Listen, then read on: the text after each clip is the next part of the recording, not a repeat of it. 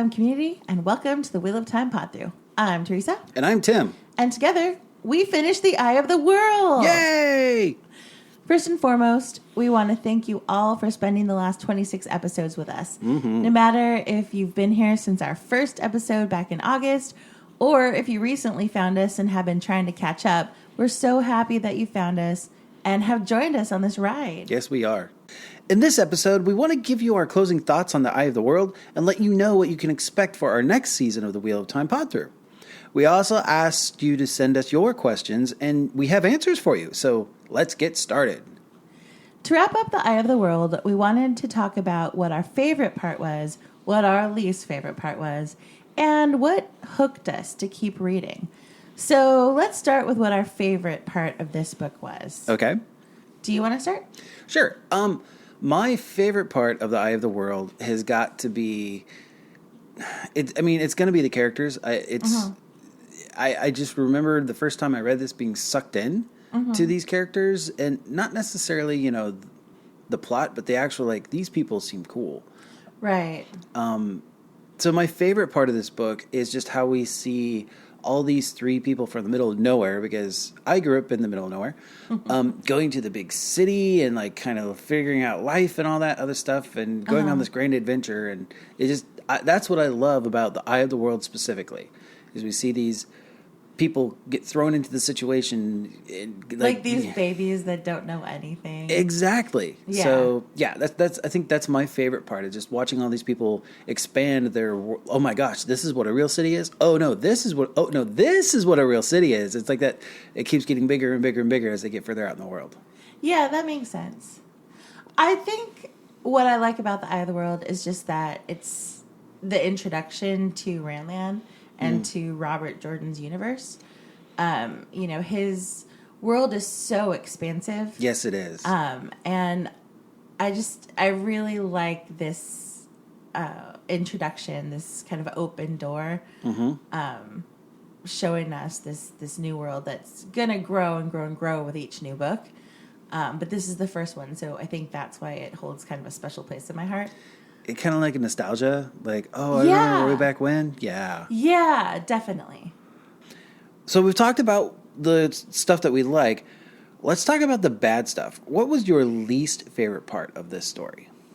So the thing that I don't like about The Eye of the World is that Robert Jordan hadn't fully established his rules yet. So there's a lot more hand-wavy nonsense, as I like to call it, in this book. In the future books, he really nails down what his rules are and how the magic works and how it doesn't work.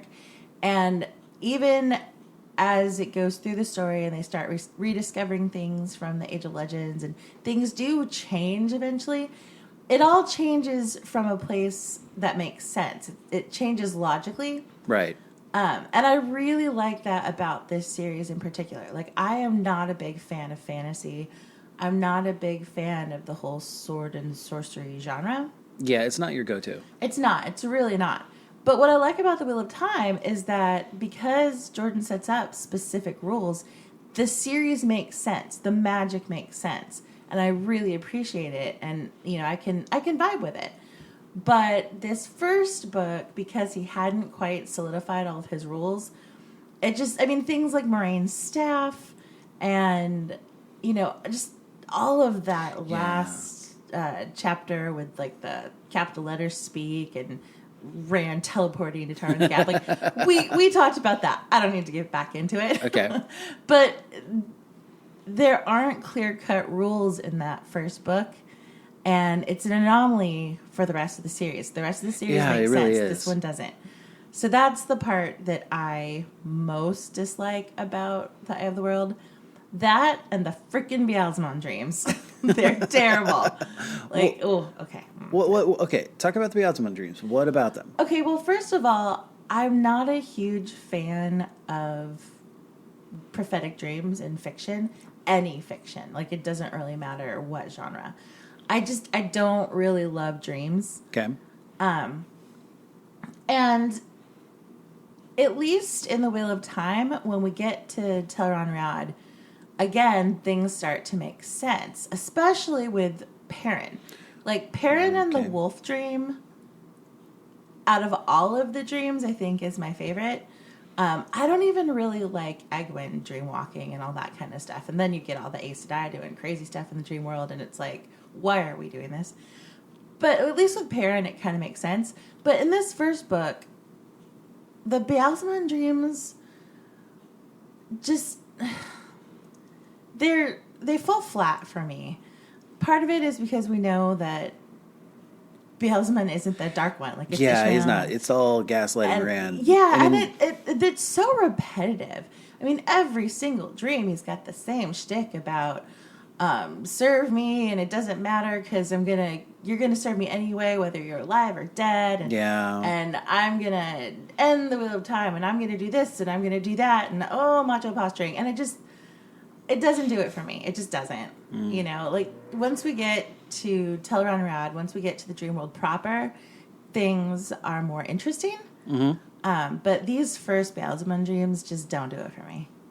I want to bring this up because we were talking about this earlier in the week when we were talking about what we were going to say today. And you made a mention about how the world of dreams belongs to the wolves. Mm-hmm. And can you talk about that a little bit? Because I thought it was really kind of profound and really interesting. Yeah, well, I think the reason for me that Perrin's wolf dreams work better than like Egwene dreamwalking or any of the others is that the dream world is the wolf dream. The wolves belong there. It's their place. And the humans are interlopers, you know? Okay. They can gain a certain amount of mastery if they're dreamwalkers. All right. But they don't really belong there. They're just passing through. Whereas the wolves belong in the dream. Like, that's where I agree with you on this, because that's how the wolves that's how they maintain their memory. Uh-huh. It's that whole long-lived, all the wolves have access to all that history because the wolf dream is where all the wolves go when they die, I guess. Right. But yeah, so I thought it was really kind of profound that you made that comment. And that makes sense why Perrin is so much better just naturally in the wolf dream than Egwene ever is, as we see in the last couple of books. Like, it's just a weave. Yeah, because he's a wolf brother, he belongs there. Which makes sense because he's the wolf king. Mm-hmm. So, yeah, I just thought we were talking about that, and I wanted to make sure we kind of brought it up today because it was kind of profound, and I thought it was cool. Okay, so then what is your least favorite part? Like, what about the book do you not like? Okay, I do not like random travel chapters. Like as much as I love this book and love the whole series, I am least happy when we are stuck on a road going from point A to point B, which is random blah. You know? Yeah, you didn't love all those Camelin Road chapters. Yeah, I was so happy when we finally got to Camelin. Because now, not just because everybody meets together at the Queen's Blessing and the story really finally takes off there, but even just getting to the gates of Camelin, it's like, oh my gosh, we have to go. You could tell it felt like Jordan was trying not to make this journey boring, but he didn't want to like just shortcut it, I guess, because we jump back and forth between perspectives from a timeline standpoint. Yeah, there's a lot of character growth and development that happens when they're traveling. With each of the parties, like when Perrin and Egwene meet Elias, and they go to find the Tuatha, and then Nynaeve is stuck with Moraine and Lan. No, I did not mind meeting the Tuatha. Like, we meet Elias, we meet the traveling people, we get to see moments with Nynaeve and Moraine having their thing. But what I did not like, those moments I liked. What I didn't like was, and now we're stuck on the road with Matt and Rand, and it's a dust bowl, and we just got these scars wrapped around our face, and wacky timelines, and wacky timelines jumping back and forth. That part, that just I did not like. Yeah, that makes sense. So that's my least favorite part of this book specifically. Okay. Finally, let's talk about what hooked us. Let's start with what convinced us to finish The Eye of the World first, but then also what convinced us to keep reading the rest of the series. Okay. You want to go first or you want me to go first? I'll go. Okay. So for me, what convinced me to keep reading The Eye of the World was Berlin. Berlin, okay. I really liked Min, and her visions were cool. But what really got me was Nynaeve showing up at that inn, having a staring contest with Moraine, and refusing to back down and just inserting herself into the situation. I was like, okay, you know what? I'm going to keep going with this. Okay. Because that just killed me. I thought it was hilarious. And then what made me want to continue on with the rest of the series was Lan and Nynaeve's story. Okay. Like the story that we hear from Egomar and Faldara about Lan's backstory, like the tragic history and the fall of Malkier and all that. And then when they're in the Blight and Rand overhears the conversation between Lan and Nynaeve. Right, okay. Where, you know, she's laying out how she feels about him, and he's talking about his, you know, destiny to die in the Blight, and even though he cares for her, he doesn't want to give her, you know, a widow's robe for her bridal price or whatever. Right. You know, like that conversation was so well done. And I really wanted to know what was going to happen with them, you know? You know, I mean, I was interested in the whole Dragon Reborn, what does that mean thing. And I was, you know, interested in a lot of the characters. But for me, wanting to know what was going to happen with Lan and if he was going to break out of this, like, doomed destiny thing. And what was going to happen with Nynaeve, who did not want to channel and did not want to become an Aes Sedai. But she's going to the tower anyway, and how's that going to work? And, of course, knowing that even though Lan kind of put the brakes on, Nynaeve's not the kind of person who's going to accept no for an answer. No, she is not. You know, like, she was going to fight for him. It was obvious she was going to fight for him. And I wanted to see how that played out. Okay.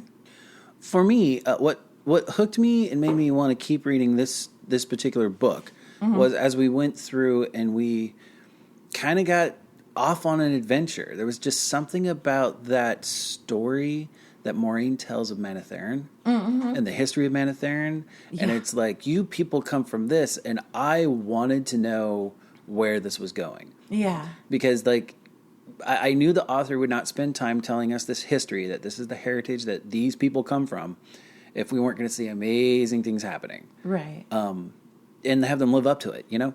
So I wanted to see more. I wanted to learn more about Manetheren and the people of Manetheren. So, but that was the initial, like, hook into, like, what made me want to keep going with the Eye of the World was, something's going to happen here. I know something's going to happen here, because we wouldn't have spent this much time on such a kick-ass story. Right. That's backstory if it wasn't going to go somewhere. But what actually hooked me for the series, like, when you get to the end of the Eye of the World, we are left in a place where I wanted to know what happened to Lan. I wanted to know. Okay.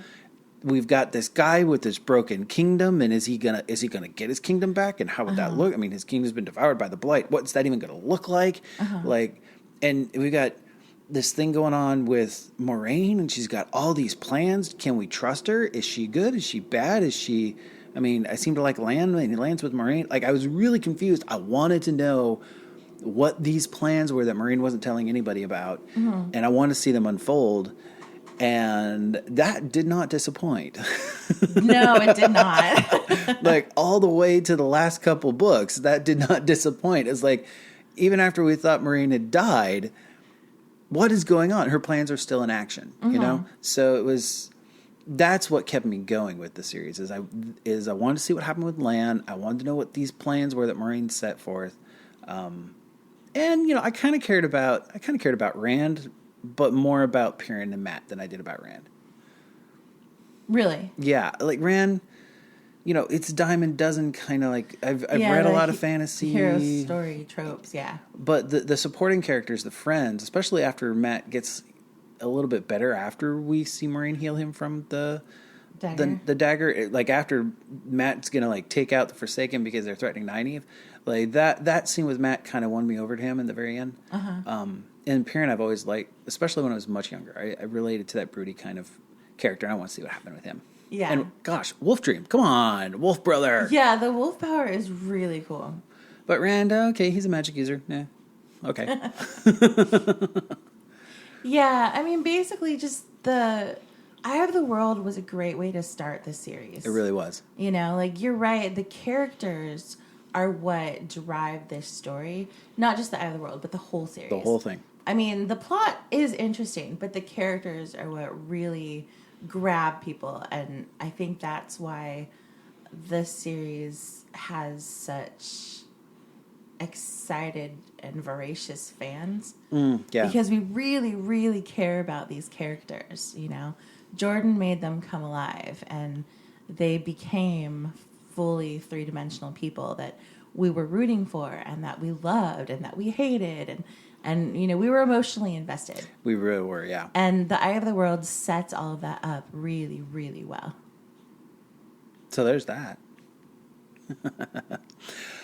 I think it's time for some Q&A. What do you think? Uh-oh, Q&A, okay. All right, so we have our first question that came in from Twitter from, I know I'm going to get this name wrong because I believe it's a Norwegian or possibly Swedish name. It's Ega Blanda is the Twitter handle. And she asked us, what is your favorite book and favorite character? So we have to pick a favorite book and a favorite character, and I'm going to kick this to you so you can go first. Oh. Because I'm a chicken. Okay, I will start with my favorite book. That is really hard. I want to say it's probably either Fires of Heaven Okay. or honestly Memory of Light. I really liked that last book. Like, the whole last battle was just amazing. It really was. You know what? I'm going to say probably Memory of Light because it was the culmination of so many years. And it paid off. Like, I was not disappointed at the end of that book. You know what I mean? Like, sometimes, I mean, I was a little nervous, to be honest. I mean, we're talking about 14 books plus Newsbreak. You know, it's like, it was a lot to live up to. And, you know, like, by that point, Sanderson had taken over, and I really liked his books. You know, like, those last 3 books, I think, were really good. But it's so much promise to then live to pay off. Yeah. And it could have gone badly so easily, but it didn't. Like, I was completely satisfied. Like, there were parts of that story that I was just, like, amazed at. Like, what? Yeah. It was just mind blown. And it was emotional, and it was horrible, and it was wonderful, and just all of this stuff combined together. I really liked the way the series ended. I like I said, felt completely satisfied. So I think that's why Memory of Light is my favorite, because it was the ending I was promised, you know? That makes sense. I am also torn between A Memory of Light, for many of the same reasons you just mentioned, and Shadow Rising, mostly because of the Battle of the Two Rivers. Oh, yeah. Yeah, I like both the Shadow Rising and Fires of Heaven. They're both way up there on my list. Yeah. But yeah, Shadow Rising, that's a good book. Because just watching Perrin get sucked into this role that he's not really asking for, but is very well suited to, is just, it was just a really, and just the way the Two Rivers become their own people and stand their ground, and all that story of Manetheren kind of paid off. Yeah. I also just really liked getting to know the Ale culture more. That too, yeah. You know, like going to the Waste was really cool. It really was. And we pick up characters like Gull and Chad Bane, and we get these side characters that get developed that I like. So I just really like Shadow Rising. But it's really hard to pick between Shadow Rising and A Memory of Light because, well, you already listed out all the awesome things about that. So, yeah. Okay, since I started with favorite book, you have to start with favorite character. And because that is impossible, let's go with, like, your favorite 3 characters of the series. Favorite characters across the whole series. We have gone off about how much we love Nynaeve. So she's going to be there in the top 3. I'm not going to say which one. I really like Matt. Okay. Do you want to say why these people are your favorite characters? Sure. Matt and Nynaeve are kind of the same person, if you actually look at it. Yeah, we've mentioned that, actually. Like, if you do an analysis, they always, like, say one thing, think another, and do a completely different thing. Yeah, So, and they're extremely loyal and self-sacrificing. Absolutely. And lie to themselves constantly. Absolutely. Like, I don't think Matt, I've run into a character like Matt in any story I've ever read before, and just the whole, like, gambler component of that. Mm-hmm. But also, I don't think I've ever ran into someone who's just as much of a force of nature as Nynaeve. She is just, I mean, when I think of, like, force of nature, I think of her. Because there's just no stopping her. She's like a hurricane. But in a good way. Yeah. Most of the time. So those are going to be probably tied for number 1 is Matt and Nynaeve. Because they're awesome. So number 3 is going to be Lan. Okay. And very specifically because Lan's story is just the culmination at the end when he raises the Golden Crane banner, and all the people marched him, mostly because Nynaeve set him up for it. But he gathers this army, and he just finally accepts what his role is in all of this. Mm-hmm. And then in the end, when he goes and faces down Damdred and is like, I didn't come here to win. Like, it's like he finally figured out what his function in the story was, what his function in the world was, and he just accepted it and went for it. Mm-hmm. So I really, really like Lan because of the kind of guy he is, the kind of guy who would do that. Mm-hmm. Yeah. Yeah, definitely. So since you already talked about Nynaeve, I am not going to, even though she's my absolute favorite. I did get to go first. Sorry. That's okay. I get an extra one. Okay. So my favorite characters, in no particular order, are Swan Sanchi. Okay. For very similar reasons to Nynaeve. I mean, fishing metaphors aside, I love her. She makes me laugh. She does, yeah. Because she's also a complete force of nature, and she's so determined, and she has so much heart and so much passion, and I love her whole story arc from, Amerlin's seat to being stilled and then coming back and then becoming like Egwene's advisor, and just her whole thing, everything she does is so dynamic and so interesting. I love following her story. Yeah. She's a good one. And then I also adore Varen. Sneaky Varen is sneaky. Like, her story is incredible. That was the plot twist I don't think anyone saw coming. Well, and everyone kept going back and forth for years. Is she evil? Is she not evil? I have no idea. Is she black? Is she evil? Is it the same thing? I don't know. Yeah, but she's also someone who makes me laugh. I love every time she opens her mouth because she's so smart and so conniving and wise, and she comes off as such a bubblehead, like a typical Brown, lost in her thoughts. But she's not. And if you pay attention, you can see how she's trying to drive the conversation and drive the situation. And I adore her. I love how she, just drops these huge things as if they're nothing, and just sort of, keeps on going with the conversation. The whole room is just blown away. Like, wait, what? What? Who are you, and where did you come from? In The Great Hunt, when... she reveals to Swan and Moraine that she knows all the secrets.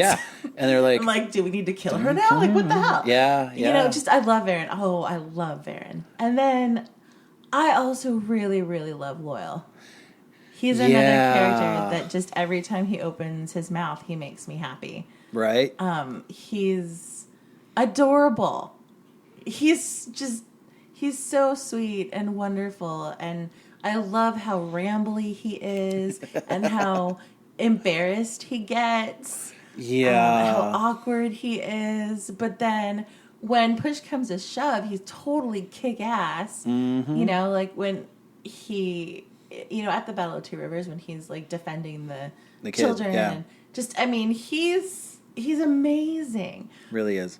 But mostly he just makes me warm and happy, Yeah. I love how much he loves books and he loves stories and he's trying so hard to write his book and he's adorable. I love that he's always got ink all over his fingers because he's trying to like take his notes. Yeah, and he's always trying to like bring his books with him. Uh-huh. They're running for their lives. He's like, wait, I gotta grab my books. I love him. I love him so much. He makes me happy. Our next tweet is from Renegade at Midnight Rider. Who is your favorite Forsaken and why? And which area or town are you most fascinated with? And where should the characters have spent more time for us to get to know that place more? Good question. Who is your favorite Forsaken and why? I have there's no going back and forth on this with me. I know exactly who my favorite Forsaken is. Okay. It's the one that scares the crap out of me the most, and that's Cimarog. Oh, yeah, she's terrifying. Oh my gosh.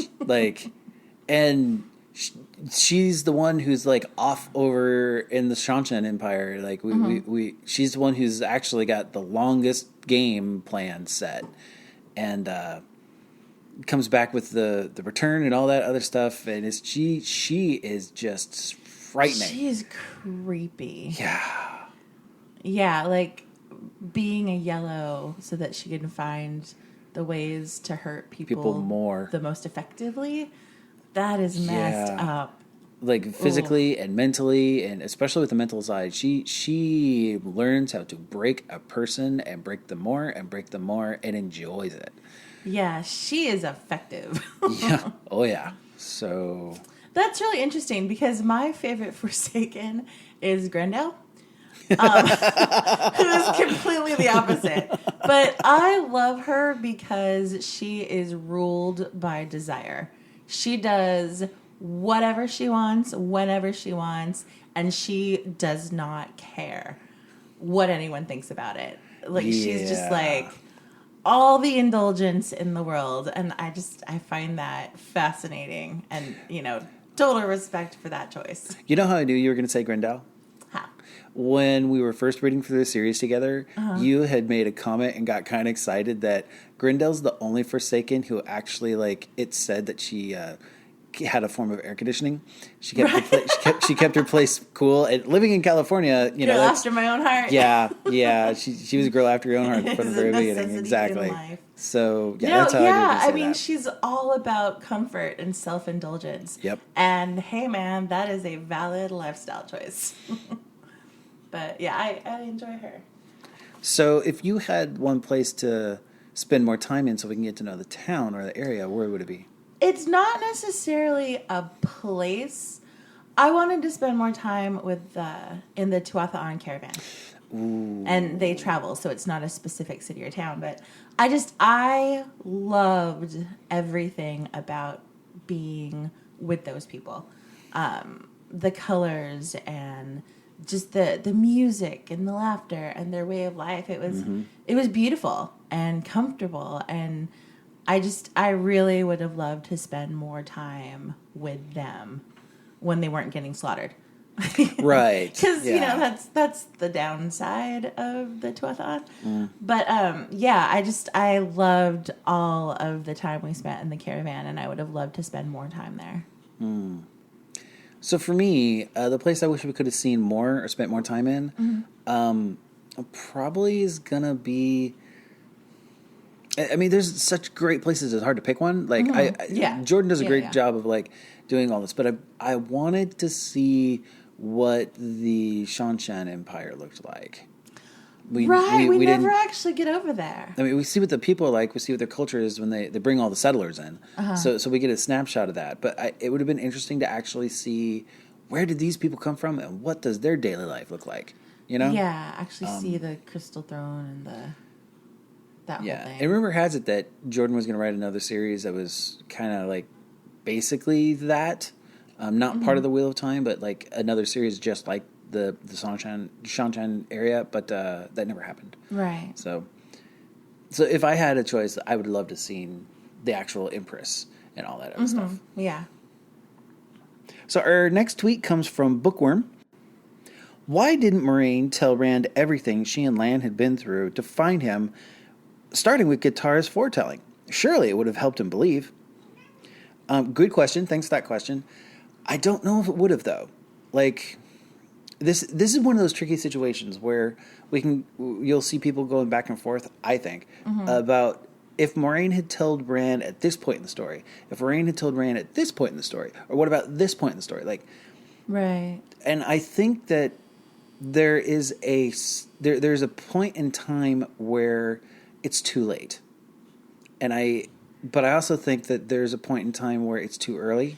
Right, yeah. Like if she had tried to tell him here in this first book or even the second book, he wasn't ready to hear it. No, he totally was not. Like emotionally, like there's no way he would have been able to handle that. I mean, we already see just from him knowing that he can channel how he tries to run away from it and deny it and, oh, I'll never do it again. And he's not capable of hearing that. He's not capable of processing that information. And that's fair. Now, if Moraine had told him, say, when they're in the waste in book 4 and she's trying to get him to take her advice and he's being stubborn and refuses and she ends up promising to like do it, whatever he says, would that been a good time to tell him? Maybe. He could probably have been able to handle the news at that point. But, you know, that plays into what you were saying about it being too late. Sorry, random rambunctious neighbors. Are they singing out there? What is that? I think they're happy. They're happy. You know, that's the word we're going to use. Saturday. Happy. Whatever. But I get what you're saying. Like, I don't know if I would have waited until they were in the Ale Waste. I would have gone a lot earlier. I would have gone when they were actually in the first couple chapters of The Great Hunt. Like, Rand's been hit with this thing. He knows he's doomed to be the dragon.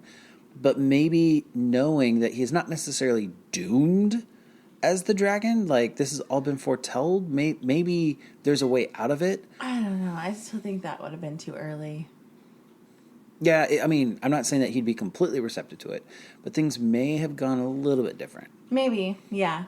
Honestly, I really don't think he would have been ready to absorb that information until the 4th book. Right. Like, once he's gotten Kalendor and he's proclaimed himself as the dragon publicly, and he's accepted, like it or not, I'm stuck being the dragon. Right. He's actually accepted that part of himself. Then I think he might have been able to handle the prophecy. That's a good point. But then he would have just been angry that Moraine had been hiding it this whole time. Exactly. And yeah, so basically Rand was not emotionally mature enough to hear it, would be my answer of why Moraine didn't try to tell him. Also, it's just not who Moraine is. She's very secretive and manipulative. Yeah, it's true. And it's just not her way to come out and be honest and forthcoming and spell things out, you know? Like, if she can keep some sort of hold on Rand so that she can control him, she's going to keep it, you know? Like, not in a malicious way. That's just who she is. So, I think that's why she didn't say anything. I agree. That is why. All right, next we have an email from Mark. How many people have you recommended the books to that have returned the first book with no interest?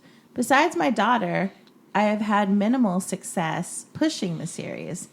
This surprises me, as I find it one of the most enjoyable I have ever read and reread. P.S. Battle Ready Tea Kettle still cracks me up. It cracks me up. Thanks, Mark. You know, it's funny. Like, so I write all of the ads, the fake sponsors, which is actually really difficult to come up with something every week. So I was wondering, okay, for season 2, should we just not do the sponsors? But we get so much positive feedback on our sponsorships, on our ads, that I can't take them away. You guys love them so much. So thanks, Mark. All right. So in answer to his question, I actually find it more difficult to get people to just pick up the book in general. Once they find out it's a series and a lengthy series, none of my friends want to read these books. It's too much of a time commitment. It's way too big. So my problem isn't necessarily people that read the book and then go, nah, not so much. It's more people who won't pick up the book in the first place. Because they know if they like it, they're going to have to commit to a years. massive thing. Yeah. It takes a while. Yeah.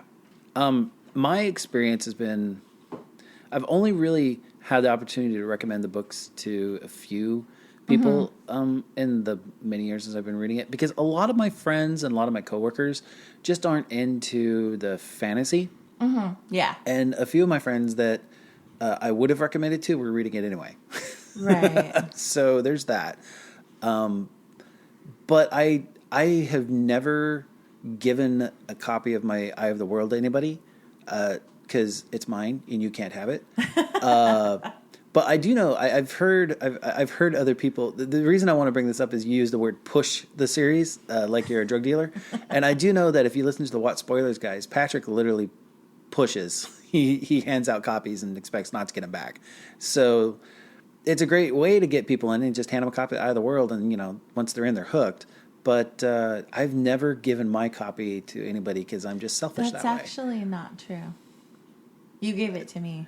You forced that book down my throat. But that's only because we were in a committed relationship, and I knew you that to get it back. You knew where to find me. More importantly, I knew that if this didn't work out, I'd have to reassess my outlook on life. Okay, I see. Yeah, you really did force these books down my throat at first.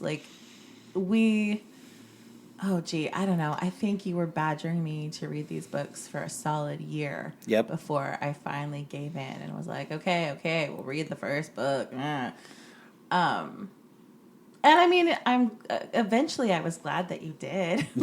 But I mean, like I said, I don't like fantasy. Yep, I've never liked fantasy. And I tried to read The Lord of the Rings in college and failed miserably because I couldn't get out of the damn Shire. It was terrible. And so another epic fantasy was not something that I had any interest in. The only reason I finally said yes is because I love you and because I wanted you to shut up about it. I just wanted to read the book, say, okay, thanks, great, hated it, and then move on. But then that didn't happen because the characters hooked me. And I'm glad they did, because that would suck not to be able to share this part of my life with you. Yeah, and then many, many years later, hey, look, we have a podcast. Yeah, look at that. So yeah. But yeah, for me, none of my friends want to pick up the first book. So none of them have actually read the first book and not liked it. They just won't pick it up. Yeah, I get that. So we got an email from Adrian. I want to start my own podcast, but I don't have a lot of money for the setup. I can't afford fancy equipment. How much does it cost to get started? And do you have any recommendations to save money? Oh, Adrian, you came to the right place. You don't actually need a lot of money for setup. We have a very DIY setup going. Yeah, we basically have a laptop. Yeah, with GarageBand. Because it's a Mac. But there's free software out there that if you don't have a Mac, you can that works kind of like GarageBand. Yeah, we're set up on a card table. Yeah. With a microphone. It's a vocal performance mic that we bought over 10 years ago. With a stubby little stand that is set up on some cookbooks. Yep. That's the mic that I'm using. And then your mic, we just bought it off of Amazon. It was on sale. It was like a super 20 deal. $30. Yeah, it was like $20-$30. And it's USB. It plugs in.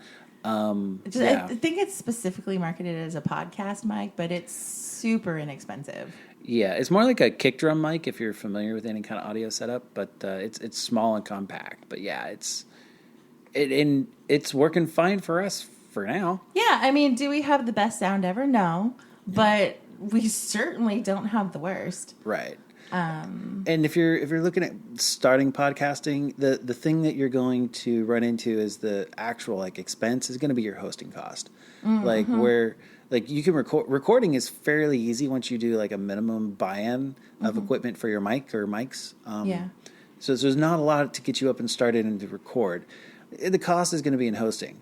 And that just depends on where you go. And there's all kinds of different hosts that offer different options. We're with Libsyn, Liberated Syndication. I know a lot of other podcasts are. But that's really just going to be up to you and what you need, how often you want to post, and if you want to do weekly, once a month, all that other stuff. And we chose Libsyn because they have the best package for the least amount of money. Correct. We pay like $15 a month. It's really not that expensive to get started. So don't let people convince you that you need to buy expensive equipment and, have all these fancy editing tools and crazy software. I mean, I just edit the podcast in GarageBand, and we do things all ourselves. We don't have anyone producing or editing or doing anything for us. Right. It's all us, and we do it really inexpensively and very, very DIY. So you absolutely can do it. You just need to do your research. And just put the time and effort into it. Yeah.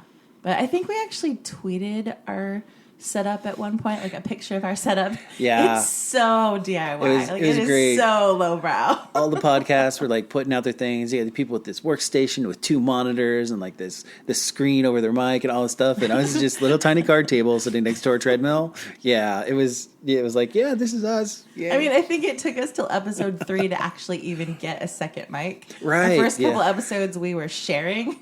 Yeah, that was which is another disaster. Reason why the first couple episodes didn't sound so great. Yeah, and then we borrowed a mic from somebody. That was good for a few episodes before we bought our little $30 mic. Yeah. It's possible. You can definitely do it for a small amount of money. You just have to do the research. All right. Next, we have an email from Emma. Where did you find your theme song, and is it available for download? That's 2 questions. Emma, I am so glad you asked that question.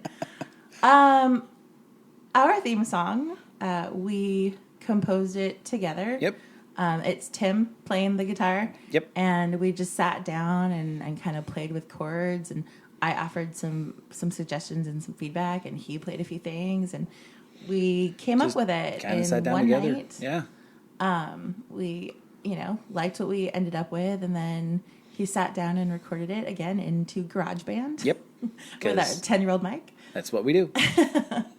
So, that's where our theme song came from. And it is not currently available for download. We are thinking about changing that, maybe re-recording it with slightly better sound. Yeah. And making it available as a possible future Patreon perk or something. We'll talk about that in a minute. But currently it is not available, but if it becomes available, we will definitely let you know. Absolutely. So we have an email from Emmett. Given your discussion on the role of religion in Wheel of Time, do you think the hints of Buddhism influence on Jordan's fictional universe is a reaction/response to the Christian allegory or cosmology of Tolkien? And what do you make of the Blind Guardian's track, Wheel of Time? Okay, let's answer the easy question first. Okay, so the easy question, when it comes to cosmology, sorry. The Blind Guardian's Wheel of Time orchestral soundtrack, I ran into that, about 5 or 6 years ago. A friend of mine said, hey, if you like Wheel of Time, you got to listen to this. I was like, okay.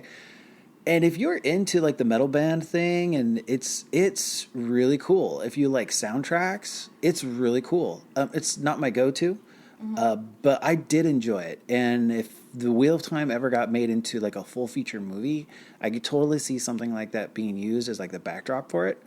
But I liked it. It was great. So that's my take on it. Again, not my go-to. I'm more of a classic rock kind of guy, but I've listened to it. It was awesome. I actually haven't listened to it, but just in general, I am 100% behind people taking works that they love and things that they're fans of and being creative. Yeah. I am all about wizard rock. I'm all about, fan fiction. Like, as long as you're careful with copyright and you're, Yes. not out and out stealing for profit. As long as you're respectful of the original creators, then go for it. Be creative. Anything that is putting more art into the world is a good thing. I agree. So there's that. So now the hard question. Oh, right. There's another part. Okay.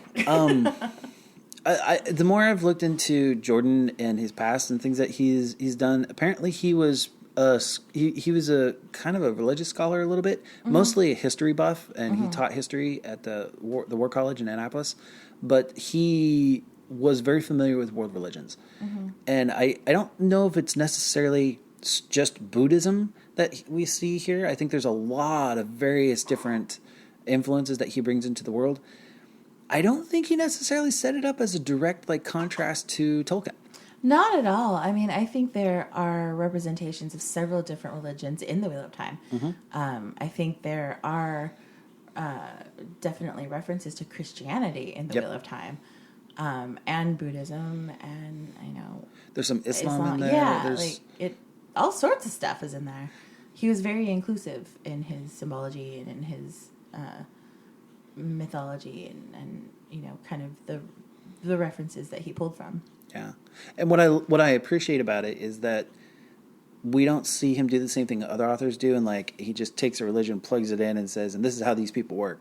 If I'm thinking specifically of Dune, where it's basically in the future Catholicism has evolved to this point. That's not what Jordan does. He takes these bits and pieces, and it's not a religion. It's just kind of a way of life in the Wheel of Time. So yeah, there's beliefs in the Dark One and beliefs in how the world works, but they're not a cultic religious practice. Yeah, I mean they have some sort of religious overtones, specifically with their catechism. That they say, the Dark One and the Forsaken are bound and blah blah blah. If you keep going, it talks about how the Creator will shelter us and protect us in the light from the shadow, which is sort of religious-esque, but I don't feel like they necessarily have an active religion in Randland. Right. They believe that there is a Creator, and they believe in the light. But I wouldn't necessarily call it a religion. The only thing that I would say is religion is the White Cloaks, where they've taken the law and made the law their religion. Right.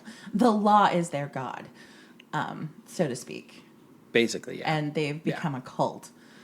But I wouldn't really say that there's overt religion. Yeah.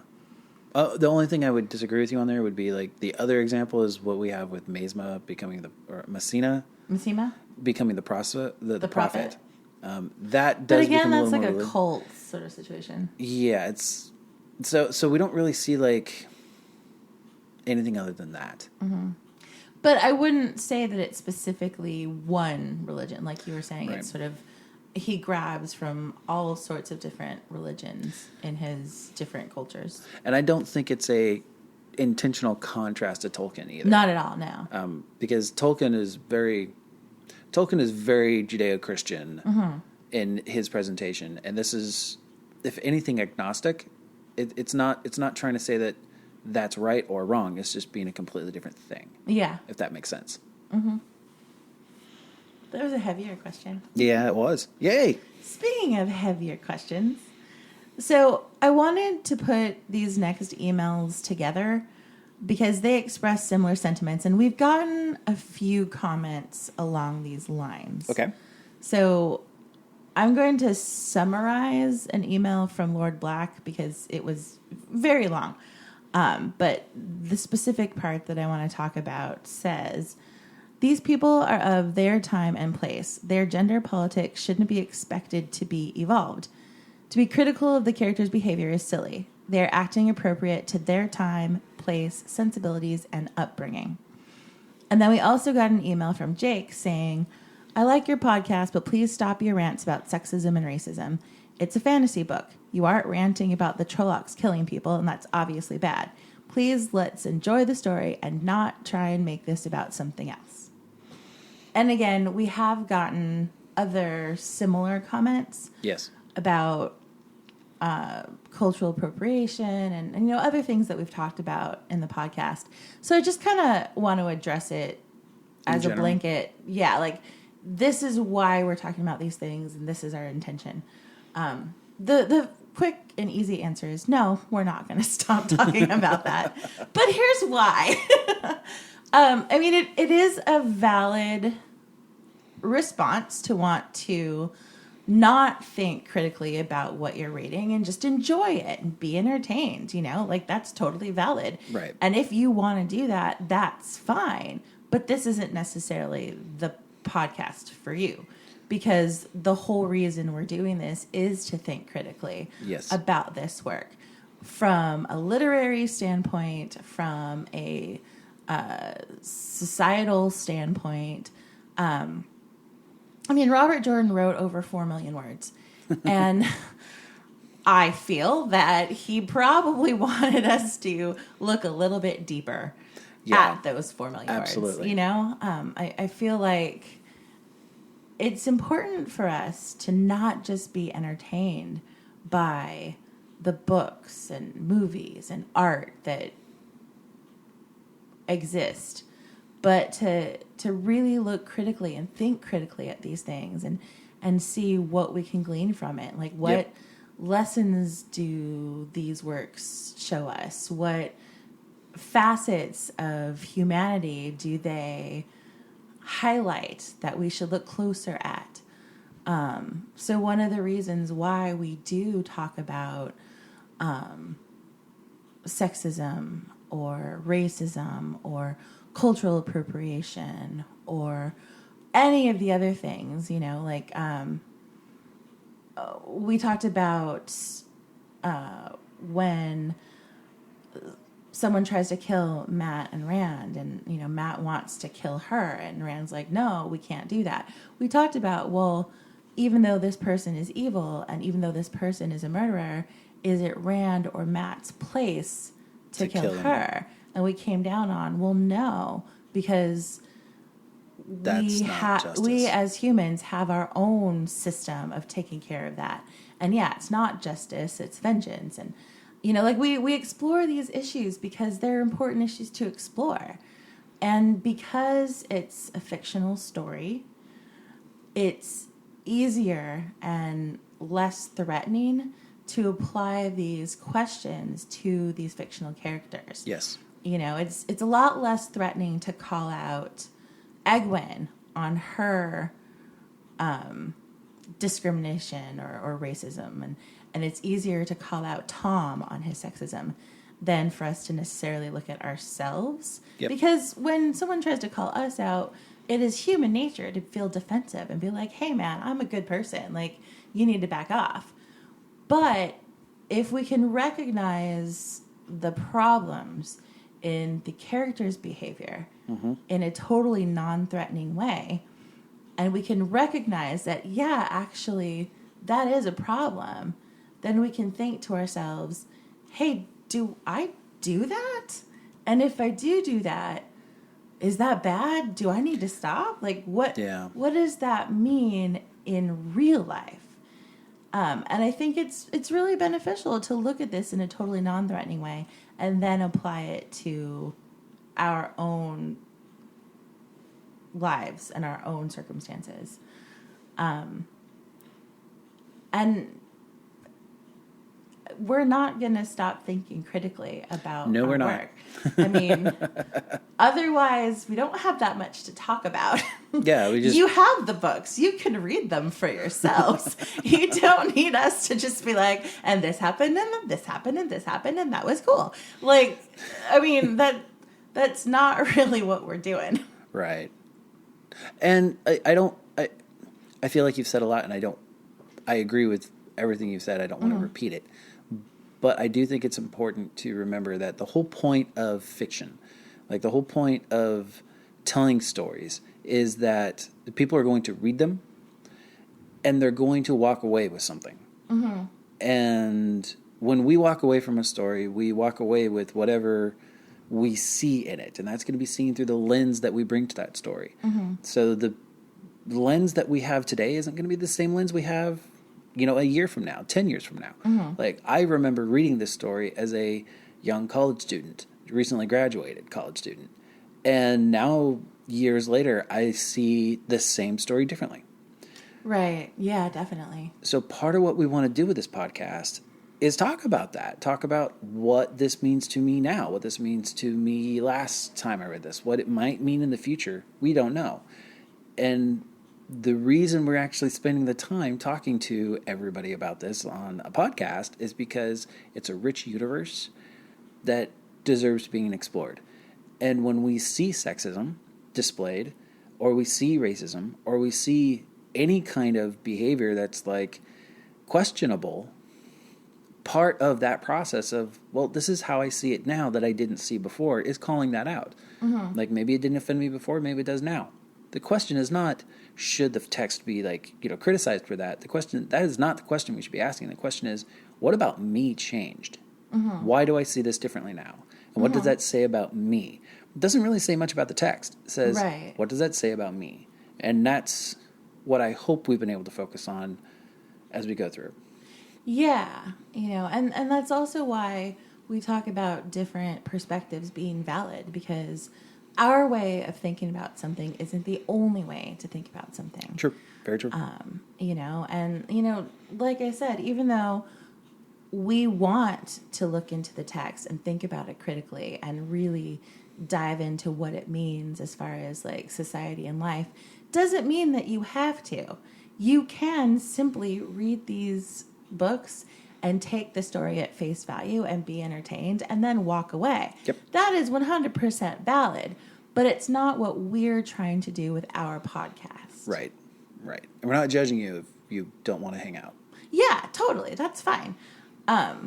But as far as what we're doing and what we're going to continue to do is we're going to keep talking about these issues, and we're going to keep looking at the text critically, and we're going to keep trying to apply this story to today. Yep.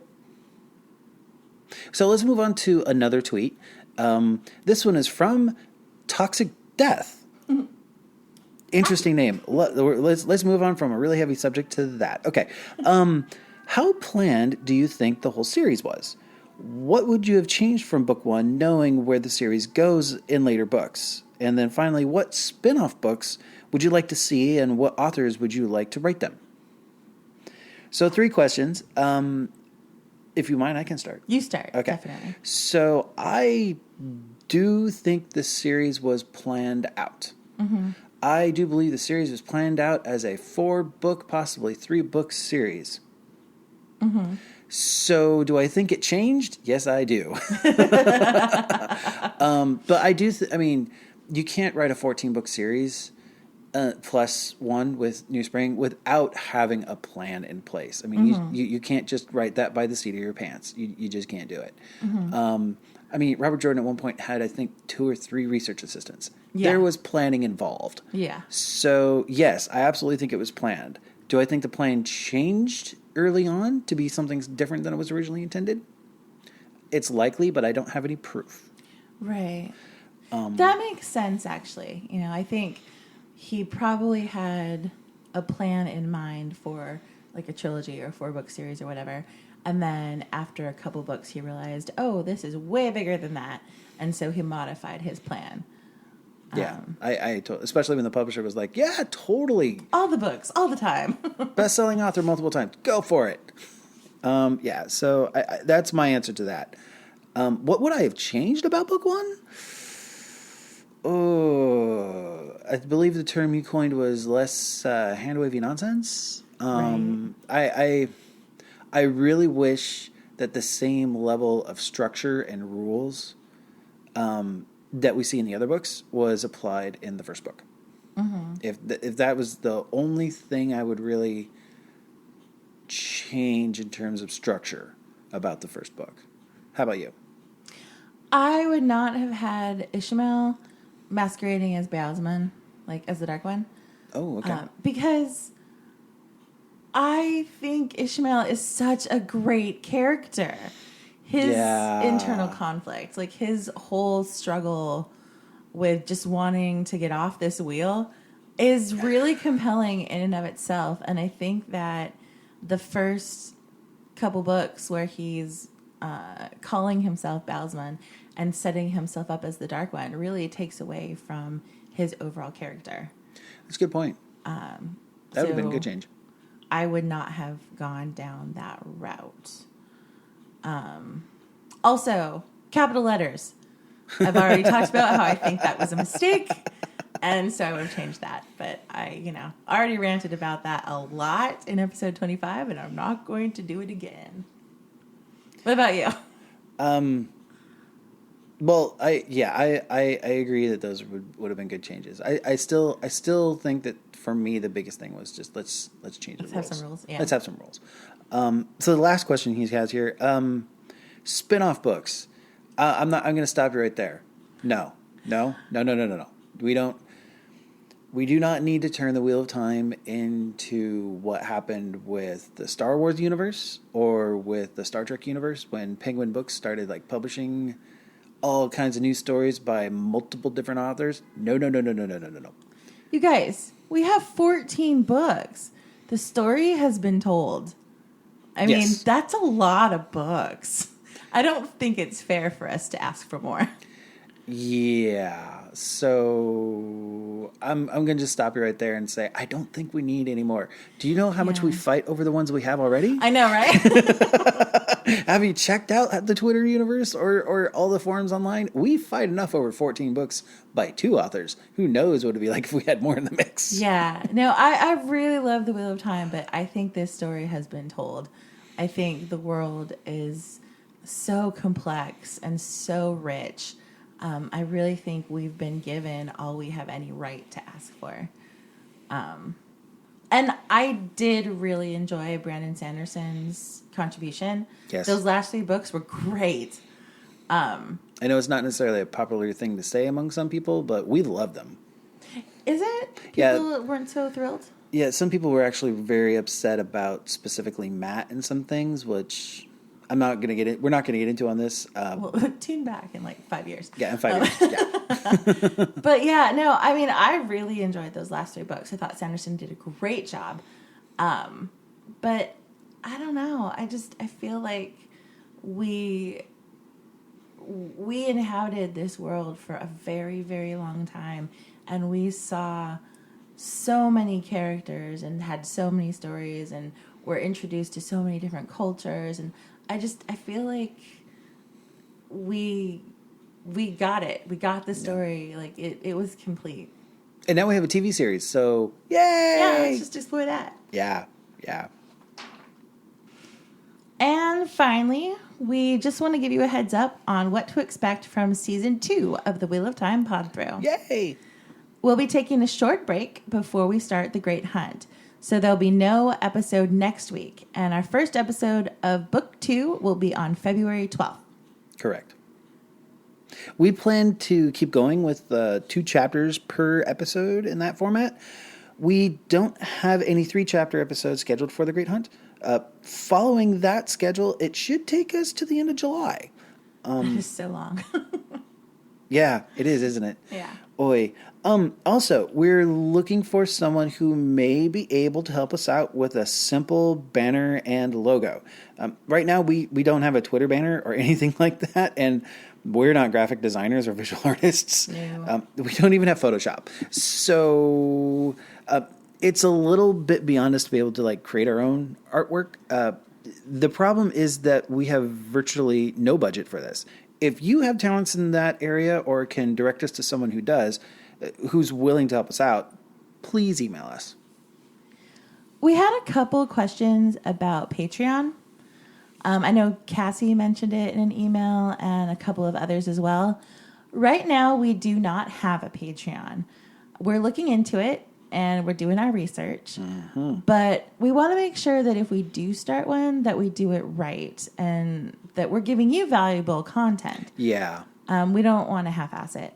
And to be frank, Tim is working 2 jobs, and right now we don't have the time to put into making a lot of extra content. Yeah. So we really want to thank you for expressing interest in a Patreon and for the willingness to support the podcast monetarily. Yes. It means so much to us that you're enjoying what we're putting out. And we're looking in the direction of Patreon, but it'll take some time for us to figure out what we want to do. Right. The Pod-Thru is an enormous amount of work each week. You guys have no idea. It's way more work than I ever thought it was going to be. But we are really, really proud of what we've done so far. Yes, we are. And it's so gratifying to get feedback that you guys are enjoying it too, you know? And so our main goal is to just keep putting quality content out. And we hope that you continue to enjoy our work. Yeah. We want to say a quick thank you to some members of the Wheel of Time Twitter community and just at large. Thank you to everybody who sent us an email over the last, 26 weeks. You guys help us keep going. I want to specifically call out to Rod Christensen on Twitter and a few other people. If you're watching the Wheel of Time Twitter, he's the guy who does all the tabloid covers and things like that. He early on shout us out and retweet us, and we got a lot of people listening just off those initial tweets. So thank you very much for Rob, and to all the other Wheel of Time podcasts out there. It's been that have shouted us out. Yeah, it's been such a great experience of like kind of putting our toe out there in the water and then being accepted. Like everyone, it's not like we can't associate with them, and